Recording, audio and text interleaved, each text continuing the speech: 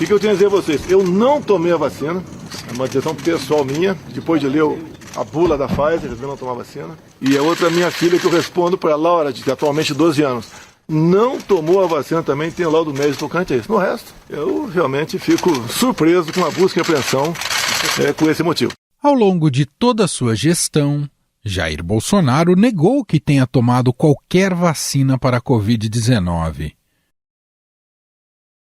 No entanto, o cartão de vacinação do ex-presidente, investigado pela Polícia Federal, dizia o contrário. Por causa da suspeita de adulteração de um documento oficial, a PF desencadeou nesta quarta-feira uma operação que culminou em busca e apreensão na casa de Bolsonaro. A ação foi autorizada pelo ministro Alexandre de Moraes através do inquérito das milícias digitais que tramita no Supremo Tribunal Federal. A residência do ex-presidente Jair Bolsonaro foi alvo de um dos mandados de busca e apreensão da Operação Verine da Polícia Federal. Os agentes recolheram o celular do ex-presidente e o tenente-coronel Mauro Cid, ex-ajudante de ordens de Bolsonaro, foi detido pela corporação. Em sua decisão, o ministro citou a possibilidade de existir uma organização criminosa para adulterar os dados de vacinação. Durante a ação, o ajudante de ordens do ex-presidente, o coronel Mauro Cid, foi detido por suspeita de ter sido responsável pela adulteração. Além dele, o secretário de Governo interino de Cultura e Turismo de Duque de Caxias, no Rio de Janeiro, José Carlos Brecha, também foi preso. O ex-ajudante de ordens do ex-presidente Jair Bolsonaro, o tenente-coronel Mauro Cid Barbosa, foi preso na manhã de hoje, há poucos minutos, durante uma operação da Polícia Federal. A corporação investiga um grupo suspeito de inserir dados falsos de vacinação contra a Covid-19 nos sistemas do Ministério da Saúde.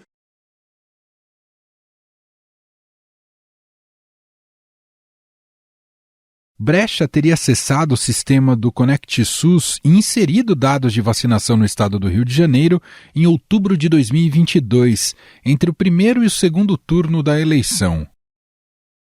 Uma curiosidade é que a cidade de Duque de Caxias enfrentou um caos durante a pandemia, com a população tendo que enfrentar filas quilométricas e aglomeração nos postos para imunização.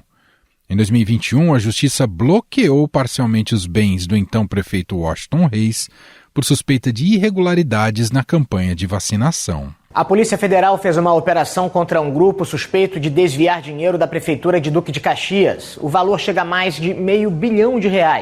Um dos alvos investigados é o Washington Reis, ex-prefeito de Caxias e candidato a vice-governador na chapa de Cláudio Castro. Ainda na operação, 2 assessores de Jair Bolsonaro também foram detidos, Max Guilherme e Sérgio Cordeiro.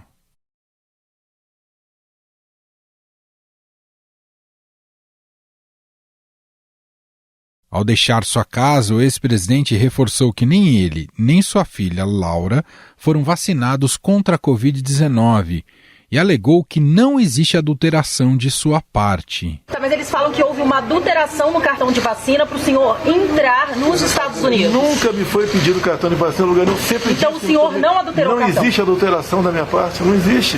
Eu não tomei a vacina, ponto final. Nunca neguei isso.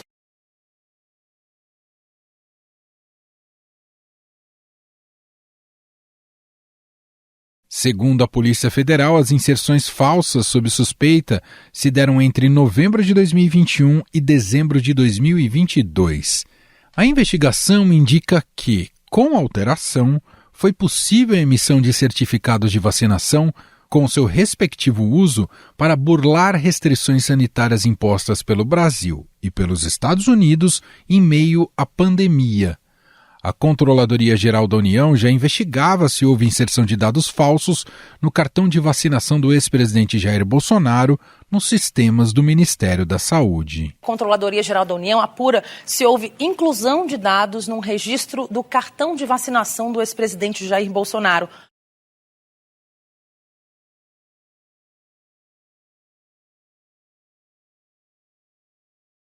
O principal investigado neste caso é o coronel Mauro Cid, um dos aliados mais fiéis de Bolsonaro. De acordo com a investigação, o militar tinha acesso ao Conect SUS do ex-presidente, que é o aplicativo onde se inserem as informações do cidadão. Mauro Cid é alvo de outras investigações, como o das joias milionárias vindas da Arábia Saudita. Foi o coronel quem articulou tentativas para recuperar os bens que foram retidos pela Receita Federal no aeroporto de Guarulhos. A Polícia Federal intimou Bolsonaro e Mauro Cid para prestarem depoimento sobre o inquérito das joias, né? Aquela questão das joias que foram presentes da Arábia Saudita.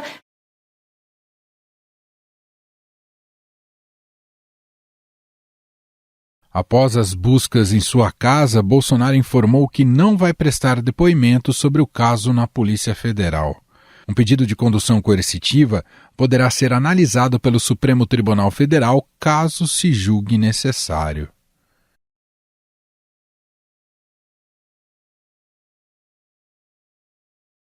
Em conversa com seus advogados e com integrantes do PL, o ex-presidente alegou desconhecer alterações em seu cartão de vacinação e disse que não precisou usar mesmo durante viagem aos Estados Unidos. Sobre a filha, Laura, que também viajou aos Estados Unidos, a alegação é que a família apresentou um atestado médico para justificar que a criança não poderia ser vacinada. A defesa de Bolsonaro deve focar na tese de que, se houve alguma alteração no cartão de vacinação, o ex-presidente não tomou conhecimento e nem se beneficiou disso. Como o presidente já explicou a situação dele, nós não temos maiores informações do porquê fizeram essa busca e apreensão aqui, esse ato que eu considero arbitrário, precipitado. Após termos acesso ao inquérito, nós daremos outras declarações.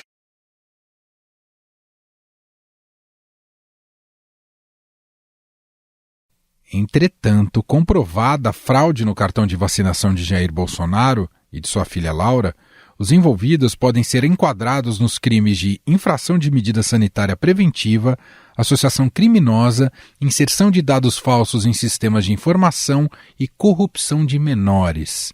Somadas, as penas previstas para tais delitos podem chegar a 21 anos de prisão. Se provado que a falsificação foi usada para entrar nos Estados Unidos, o país norte-americano pode aplicar uma pena de 10 anos de prisão.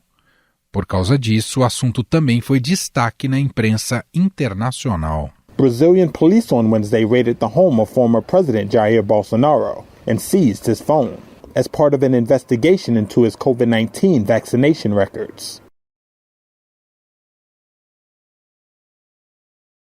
O jornal americano The Washington Post chama Bolsonaro de um cético de vacinas de longa data.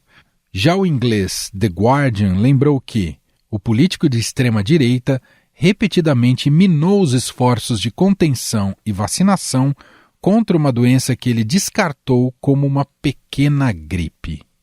Afinal, esse caso pode complicar a vida de Bolsonaro com a justiça? Se comprovada a fraude, qual deve ser o destino do ex-presidente? Sobre o assunto, vamos conversar com o repórter do Estadão em Brasília, Felipe Frazão.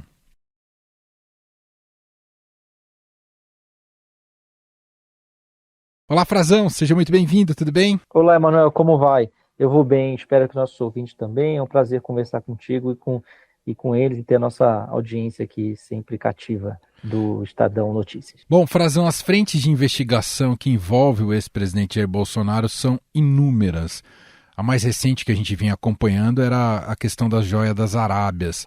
Pouco se imaginava até essa quarta-feira de manhã, no entanto, que ele seria alvo de uma operação da Polícia Federal com indícios de adulteração nos dados sobre o seu cartão de vacina, com o objetivo de emitir um certificado para poder entrar nos Estados Unidos, né? Essa é a suspeita, os indícios que embasam essa operação da Polícia Federal.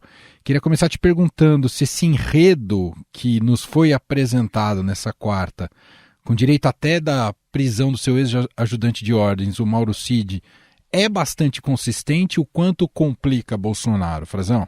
É consistente o que se mostrou até aqui, Emanuel, que o conjunto de provas ele já mostra com robustez os indícios, né, colheita de provas indiciárias nessa fase de investigação de um inquérito policial. A gente ainda está relacionado àquele famoso inquérito já antigo, conhecido, que vem ao noticiário com diversos assuntos, né, das milícias digitais. Esse caso ele aparece também no bojo desse inquérito tocado pelo Alexandre de Moraes, o ministro do Supremo Tribunal Federal, e executado, né, operado pela Polícia Federal. O que já tem ali? Já tem uma identificação de um IP, de uma máquina do Palácio do Planalto, um computador que foi usado para emitir, logo depois da inserção fraudulenta dessa vacinação, quer dizer, que lá na prefeitura de Duque de Caxias, no Rio de Janeiro, com aliados políticos do Bolsonaro, teriam manobrado, envolvendo o seu assessor, o Mauro Cid, um ajudante de ordens, que é uma pessoa de muita confiança dos presidentes, uma figura que todos os presidentes tinham, até Lula desistir de ter essa figura. Ele geralmente são militares de carreira, que estão em ascensão na carreira, é um oficial, e eles estão conversando para se ajustar, combinar a inserção de uma declaração, segundo o Bolsonaro, falsa, porque ele mesmo não reconhece que se vacinou, de que ele havia se vacinado. Então, tem essa inserção nos dados do sistema da prefeitura que repassam e abastecem o sistema do DataSUS, Sistema Nacional do Ministério da Saúde, que ali dava conta de que ele havia se vacinado. E ele, logo no fim do seu governo, né, em dezembro de 2022, ele acessa esse sistema do Conect SUS, que é um outro sistema que todo mundo tem no seu celular, um aplicativo para você baixar, emitir e baixar o seu certificado internacional de vacinação. Ele permite você baixar o certificado brasileiro, nacional, em português e também em inglês ou espanhol, inclusive, em outras línguas, para você ter um certificado internacional.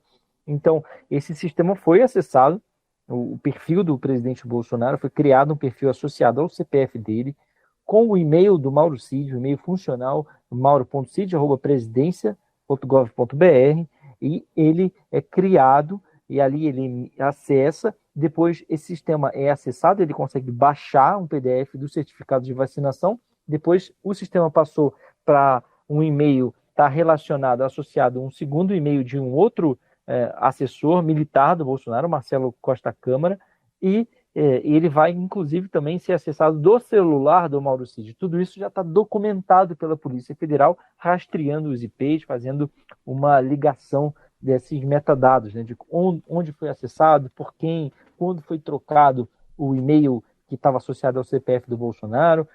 O Bolsonaro nega tudo isso, né, diz que não houve fraude nenhuma, que ele não promoveu nada. A linha de defesa do presidente vai ser um pouco essa, Manuel, de dizer que ele não teve ciência de nada, que ele não se beneficiou de nada, mas tem um assessor direto dele, já tem interceptações telefônicas, né, mensagens, gravações de áudio, chamadas do Cid fazendo essa operação. Bom, um outro aspecto que chama atenção, eu queria te ouvir também, Frazão, nessa operação dessa quarta-feira, é um embate entre o Ministério Público, a PGR e a vice ali, Lindora Araújo, e o ministro Alexandre de Moraes. Até houve gente que dissesse nessa quarta-feira que ele tinha agido de ofício, mas não foi o caso. Fato é que ela tentou evitar a busca e apreensão na residência do ex-presidente Jair Bolsonaro, e o ministro Alexandre de Moraes depois deu parecer para que a PF pudesse justamente ir lá fazer essa busca. Mas queria te ouvir sobre esse bastidor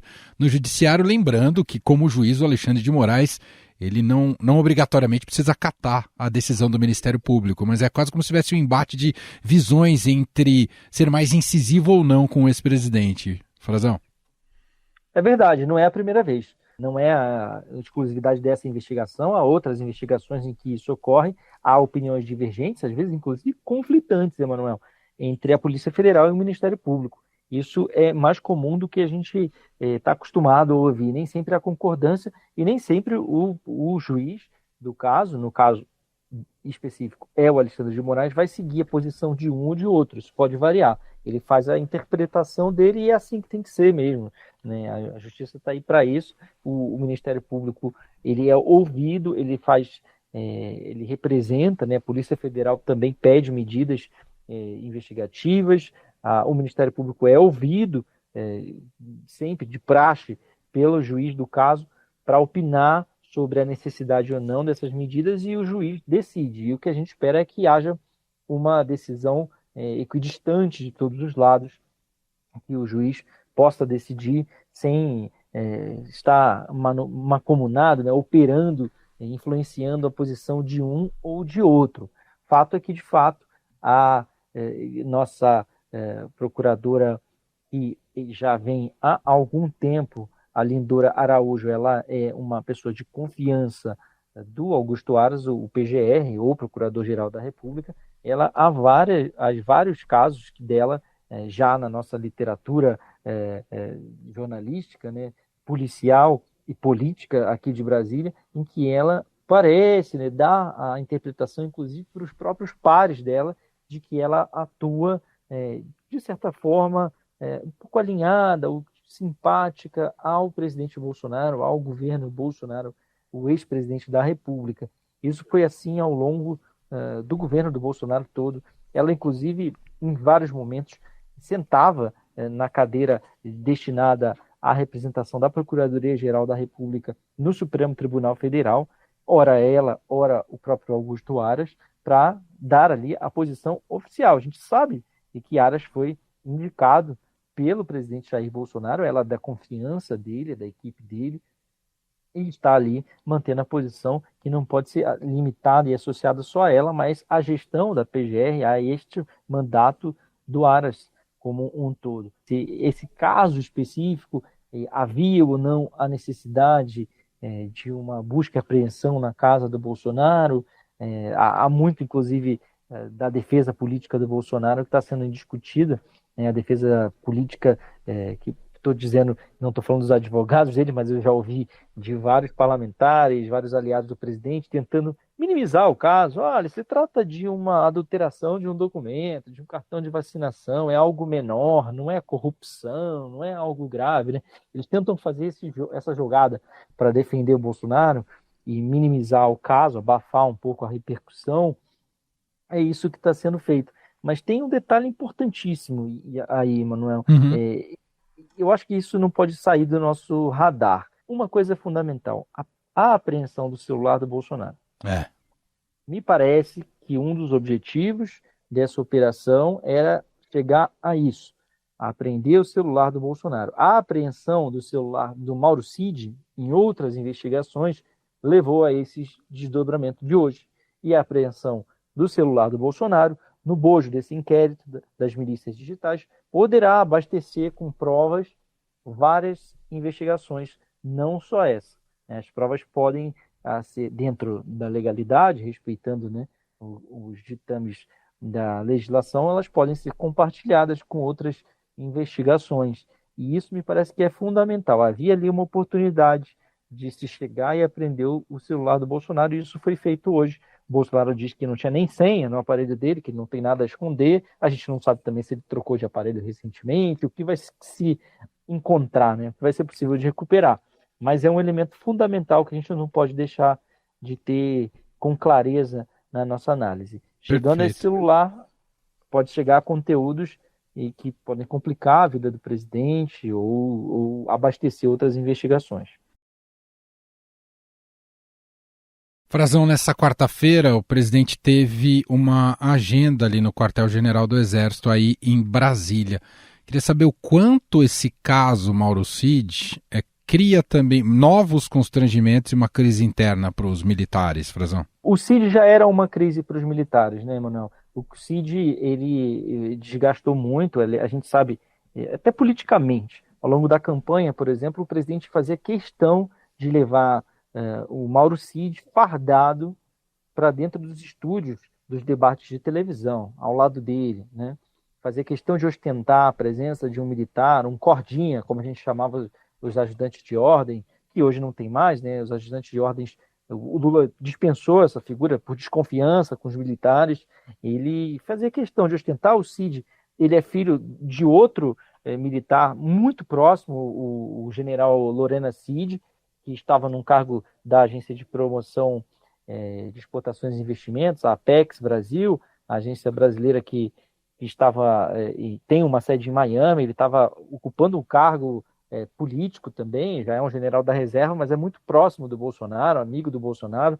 E o Mauro Cid, ele já estava, então, há algum tempo, causando esse atrito. Havia muita preocupação, inclusive com as outras investigações que o atingiam, Emanuel, porque ele ultrapassou os limites das suas atribuições, né, como ajudante de ordens. O ajudante de ordens ele sempre tem uma proximidade, uma confiança, ele carrega a mala do presidente, ele recebe presentes em nome do presidente.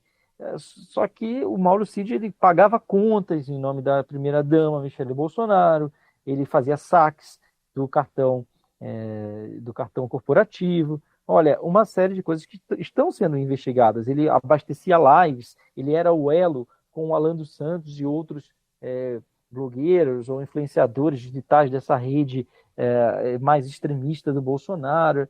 Então, tudo isso está em investigação. São casos em que o Mauro Cid é a figura central. E ele é um militar da ativa, um tenente-coronel da ativa. Então, já não é de hoje que ele era um problema, o nome dele, dentro do Exército. E, Emanuel, você falou da reunião hoje do Lula nas Forças Armadas, no alto comando do Exército. De fato, o Lula foi até lá, conversou com os comandantes, apresentou o novo chefe do Gabinete de Segurança Institucional, o general Marcos Amaro, que é uma vitória, inclusive, dos militares, a manutenção de um militar à frente do GSI, mas tentou dizer que, olha, esse caso do Cid aí já é coisa da justiça, não é do governo, o governo não está influenciando nessa investigação, este é o discurso oficial do Palácio do Planalto, e ele tem que se ver com a justiça. Ele está, inclusive, preso, ele e outros militares que foram presos pela Polícia Federal, eles não estão num presídio comum. Como militares da ativa ou da reserva, eles têm direito a ficar custodiados em organizações militares, em quartéis do Exército. Então, o Mauro Cid, o Sérgio Cordeiro e o Luiz Marcos dos Reis. Então, temos um tenente-coronel, um capitão e um sargento, e todos presos preventivamente, ordenados pelo Alexandre de Moraes, eles estão presos em quartéis do Exército. O Lula, do seu lado, está tentando dizer que não tem influência política nessa operação de hoje. Isso é caso de justiça. Almoçou com o alto comando, almoçou com o comandante, apresentou o novo ministro do GSI, foi para lá, ao lado também do ministro da Defesa, José Múcio, foram para lá por uma pauta positiva para os militares, se a gente pode dizer assim, porque foi uma vitória deles, né? Do próprio general Tomás Paiva, do ministro do Múcio, que tentaram convencer o Lula, ao contrário do que outras alas do governo e do PT queriam, a não desmilitarizar por completo o GSI, a manter o GSI à frente, com um militar à frente. Foi escolhido o general da reserva, general Marcos Amaro, que trabalhou nessa função para a ex-presidente Dilma Rousseff. Só para a gente fechar, Frazão, e pensando agora um pouco no que o Bolsonaro já carrega desde que ele saiu da presidência da República, né, no âmbito jurídico, a gente está aqui tratando dessa questão da adulteração no cartão de vacinação, tem outras frentes de investigação, tem a questão das joias das Arábias, os atos antidemocráticos, enfim, a gente começa a observar uma trajetória de um Bolsonaro que vai se complicando e pode até parar na prisão e vai aos poucos desaparecer, o potencial de estar presente no debate político brasileiro, ainda que o bolsonarismo seja muito forte, mas ele vai aos poucos minguando no debate político brasileiro, vai ficando só mais para esse lado criminal, hein, Frazão? Eu acho que tem duas coisas aí, Manuel, tem duas coisas que a gente precisa observar. Uma é para os eleitores em geral e a participação dele na política. Uma coisa é questão eleitoral. Tem tanta investigação que a possibilidade dele, de fato, ser impedido de concorrer, ser condenado num desses processos, e aí as provas estão mostrando que há robustez em algumas acusações, elas são fartas. Então isso é factível, é algo que os próprios bolsonaristas e os conservadores ou a direita brasileira, ela trabalha com essa hipótese do Bolsonaro não poder concorrer. Mas isso vale para um quesito eleitoral, né? Na disputa em si de 2022. 2026. Agora, tem outra coisa, que é ele atuando na política como um todo. Assim como o Lula, quando foi impedido de concorrer em 2018, não deixou de ser influente, Bolsonaro também não vai deixar agora de ser influente, esteja preso ou não. Sim. Esteja simplesmente impedido de concorrer, com os direitos políticos cassados, ou não. Ele vai poder continuar a fazer política, a falar a opinião dele, manifestar, tentar, de certa forma, via seus filhos, via seus aliados políticos, mobilizar a sua rede. Eles têm uma rede ainda muito influente e tem um Congresso bastante conservador. Tem um Senado com muitos bolsonaristas que estão dando trabalho ao governo Lula e convocam ministros do governo Lula semanalmente e tentam constranger o governo e fazem o papel de oposição. Só imagino que o presidente Bolsonaro, que já sabe dessa possibilidade, já está trabalhando com isso, esteja também trabalhando na sua sucessão ou pensando já estrategicamente em nomes para sucedê-lo.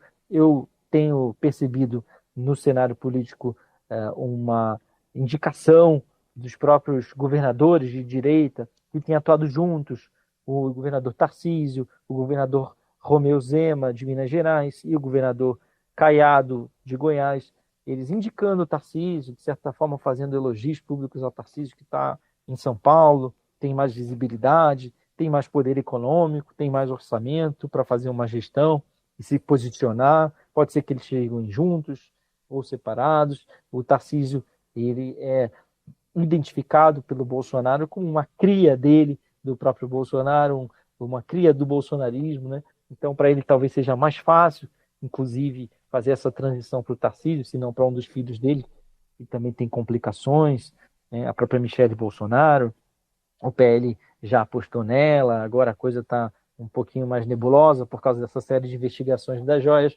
O Bolsonaro quando vinha chegar para o Brasil, né, voltar para o Brasil, estourou o escândalo das joias, inclusive no Estadão, pelas páginas do Estadão, furos de reportagem do Estadão, e ele teve que recuar com esse plano. Agora ele veio reaparecer, né? Foi para a Show num momento ruim para o governo Lula, numa estratégia ruim, inclusive, para o próprio governo Lula, em que o agronegócio está contestando muito as invasões de terra do MST, né?